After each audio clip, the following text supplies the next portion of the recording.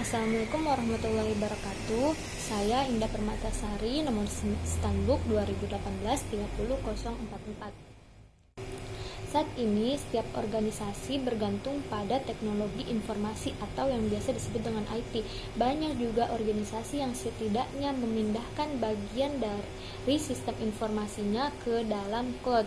Manajemen menginginkan jaminan bahwa informasi yang dihasilkan oleh sistem akuntansi yang dimiliki oleh perusahaan adalah reliable. Kemudian, Trust Service Framework mengatur pengendalian IT terhadap 5 prinsip yang berkontribusi secara penuh terhadap keandalan sistem. Yang ada 5 prinsip di dalam Trust Service Framework, yaitu yang pertama yaitu keamanan. Keamanan di sini yang termasuk dalam keamanan perusahaan yang ada di dalam data perusahaan, baik secara fisik maupun logis. Yang kedua adalah kerahasiaan. Kerahasiaan di sini termasuk yaitu informasi yang ada dalam perusahaan terkait yang bersifat sensitif seperti kerahasiaan dagang atau kerahasiaan pemasaran. Kemudian yang ketiga ada privasi. Yang dimaksud dengan privasi di sini yaitu terkait tentang informasi pelanggan, pemasok atau rekan atau pekerja yang ada di dalam perusahaan. Terus yang keempat ada integritas pemrosesan. Data informasi diproses secara akurat, lengkap dan tepat waktu. Terus kemudian yang terakhir ada ketersediaan sistem yang telah disediakan oleh layanan keamanan dalam sistem informasi. Kemudian di sini saya akan sedikit memaparkan tentang 2 keamanan informasi fundamental. Yang pertama yaitu keamanan informasi fundamental adalah yaitu keamanan merupakan masalah manajemen. Manajemen di sini harus berpartisipasi penuh. Kenapa? Karena mereka harus memutuskan sanksi yang akan diberikan ketika ada tindak ketidakpatuhan. Kemudian yang kedua dari konsep keamanan informasi fundamental yaitu defense in depth atau model keamanan informasi berbasis waktu. Di sini artinya yaitu penggunaan berbagai lapisan pengendalian untuk menghindari satu poin kegagalan. Sebagai contoh yaitu banyak organisasi yang tidak hanya menggunakan satu keamanan atau firewall saja, tetapi ia juga menggunakan banyak keamanan seperti sandi atau token dan lain-lainnya untuk membatasi akses terhadap informasi yang mereka miliki. Penggunaan tumpang tindih atau saling melengkapi dan secara berulang dapat meningkatkan keamanan, sehingga ketika satu keamanan gagal, keamanan yang lain dapat berfungsi seperti yang mereka harapkan. Mungkin ini saja yang dapat saya sampaikan tentang pemaparan materi konsep informasi fundamental.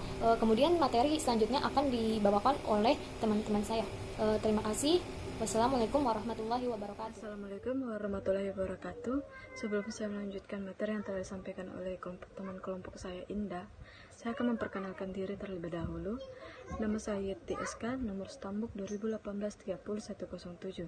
Dan pada saat ini saya mendapatkan pembagian tugas yaitu menjelaskan tentang mengenai memahami serangan yang ditargetkan. Memahami serangan yang ditargetkan terbagi atas 6, yaitu pertama, melakukan pengintaian, kedua, mengupayakan rekayasa sosial, 3, memindai dan memetakan target, 4, penelitian, 5, mengeksekusi serangan, 6, menutupi jejak. Setelah itu, kita akan masuk dalam pengendalian preventif. Pengendalian preventif adalah pengendalian di mana orang-orang di dalamnya menciptakan suatu budaya, sadar akan suatu keamanan. Orang-orang di dalam melakukan pelatihan dan proses pengendalian akses pengguna. Dan di sini juga saya akan menjelaskan mengenai solusi TI terbagi atas dua, yaitu pengendalian anti-malware dan pengendalian akses jaringan. Pengendalian anti-malware. Malware merupakan semacam virus, worm, perangkat lunak, keys trojan, dan lain sebagainya. Malware merupakan sebuah ancaman besar. Malware dapat membahayakan atau menghancurkan informasi dan menghasilkan sebuah cara untuk memperoleh akses tanpa izin. Dan di sini juga pengendalian akses jaringan. Pertahanan perimeter yaitu seperti router, firewall, dan sistem pencegahan gangguan adalah sebuah perangkat yang disebut dengan border. Router menghubungkan sistem informasi sebuah organisasi ke internet. Dan perangkat-perangkat keras bertujuan khusus untuk perangkat lunak yang bekerja pada sebuah komputer bertujuan umum yang mengendalikan baik komunikasi masuk maupun keluar antara sistem di balik firewall dan jaringan lainnya. Terima kasih. Bismillahirrahmanirrahim. Assalamualaikum warahmatullahi wabarakatuh. Perkenalkan, nama saya Hairullah, NIM 2018-30221. Saya akan menjelaskan tentang mengendalikan akses dengan paket penyaringan. Nah, yang pertama itu menggunakan defense in-depth untuk membatasi akses jaringan. Nah, sebagian besar organisasi menggunakan border router untuk menyaring dengan cepat paket yang jelas-jelas buruk dan melewatkan sisanya ke firewall utama. Nah, firewall utama melakukan pengecekan yang lebih mendetail. Kemudian firewall lain melakukan deep packet inspection untuk serangan tertentu yang lebih terlindungi seperti web server, organisasi, dan email server. Nah, yang kedua itu mengamankan koneksi dial-up. Remote Authentication Dial-in Service atau biasa disingkat RADIUS itu adalah sebuah metode standar untuk melakukannya. Nah, para pengguna dial-in terhubung ke sebuah server akses jarak jauh dan memasukkan tanda bukti login mereka. Server akses jarak jauh meneruskan tanda bukti tersebut ke server RADIUS yang melakukan uji kompatibilitas untuk mengesahkan identitas penggunaan tersebut. Nah, yang ketiga itu mengamankan akses nirkabel. Nah, apa sih akses nirkabel ini? Baik, saya akan menjelaskan tentang akses nirkabel. Adalah akses yang nyaman dan mudah, tetapi juga memberi area lain untuk serangan dan memperpanjang perimeter yang harus dilindungi. Tidaklah cukup untuk mengawasi lapangan parkir karena sinyal nirkabel biasanya dapat ditangkap hingga bermil-mil jauhnya. Contohnya itu adalah sejumlah perusahaan telah mengalami insiden keamanan di mana penyusup memperoleh akses nirkabel tanpa izin ke dalam jaringan perusahaan milik suatu organisasi. Ia sedang duduk di dalam mobil yang terparkir di luar gedung. Baik, materi selanjutnya yaitu mengendalikan pengukuhan peralatan dan perangkat lunak.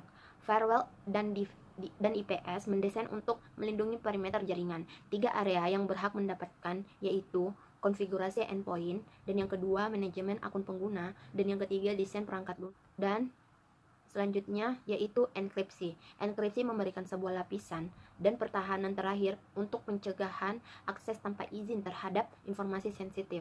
Pentingnya enkripsi untuk mencapai prinsip-prinsip keamanan atas perlindungan, kerahasiaan informasi, organisasi, serta privasi informasi pribadi yang dikumpulkan dengan para pelanggan, pegawai, dan rekan bisnis.